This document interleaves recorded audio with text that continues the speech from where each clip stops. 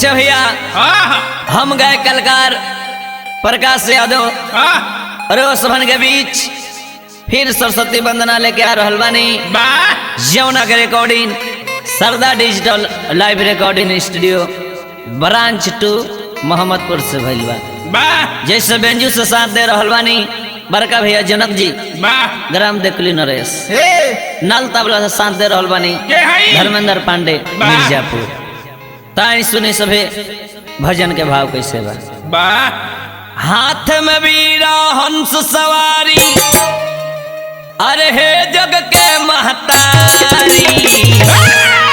हाथ में वीरा हंस सवारी अरे हे जग के महतारी। तो हरे असर कोई नहीं मोइया हो गावे के तैयारी कुछ बजावे के तैयारी।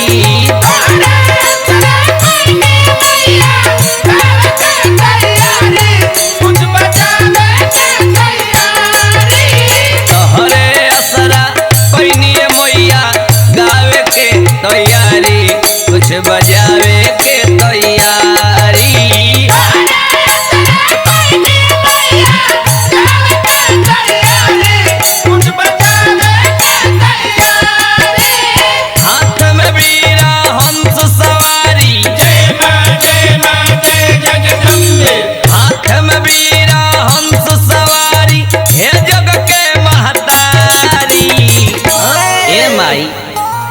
लइका के लाज बचाई तो हरे असरा कोई नहीं माई गावे के तैयारी कुछ बजावे के तैयारी।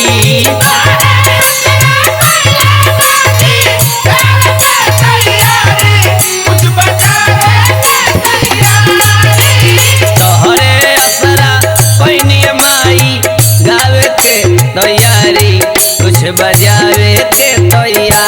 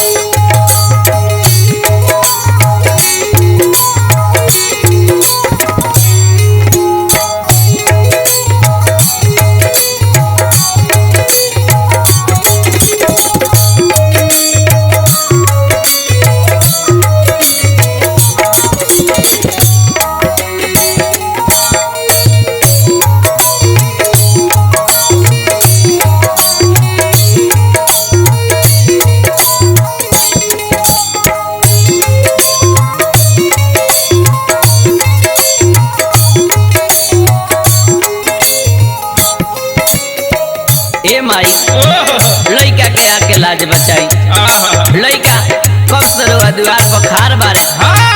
ए माई माई हो आके लड़का के लाज बचाई लइका माई तोहरे आस करता रे कब ले अबू। ए माई कब ले इंतजार कर अबू। सुर के सरिता हो तल के तलैया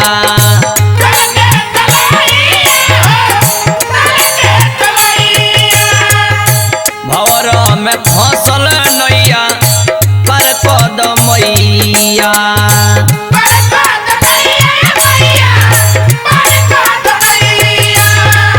ए माँ सुर के सरिता हो ताल के तलैया भवर में फसल नैया पर कदमैया।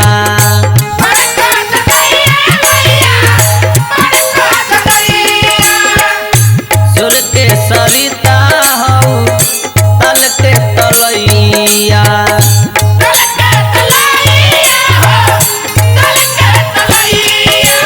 चार वेद में साम वेद के जय मां जय जगदम्बे।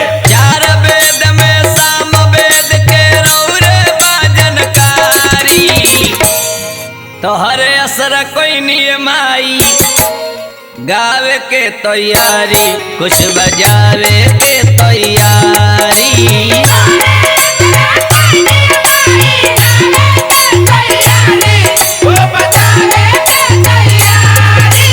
तोहरे असरा कोई नियमाई गावे के तैयारी कुछ बजावे के तैयारी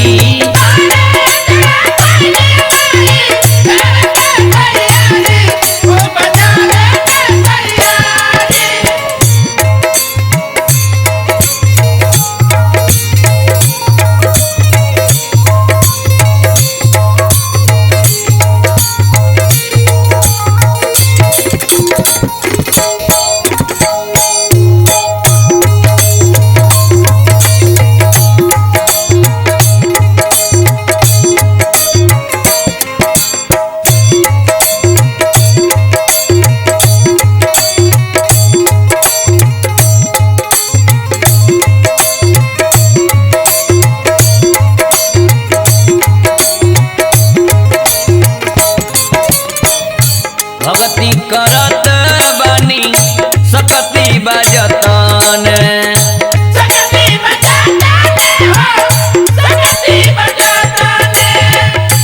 आव मोरी मैया होनी हरा बाटे अतन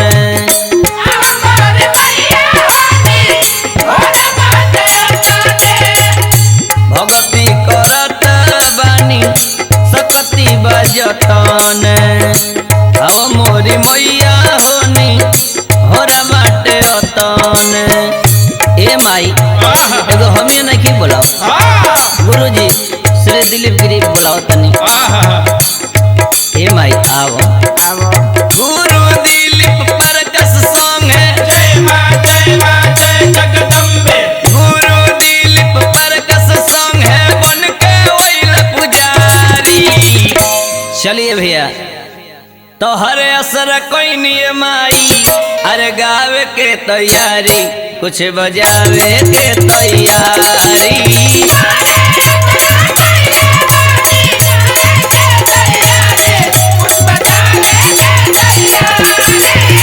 तो हर असर कोई नियमाई गावे के तैयारी कुछ बजा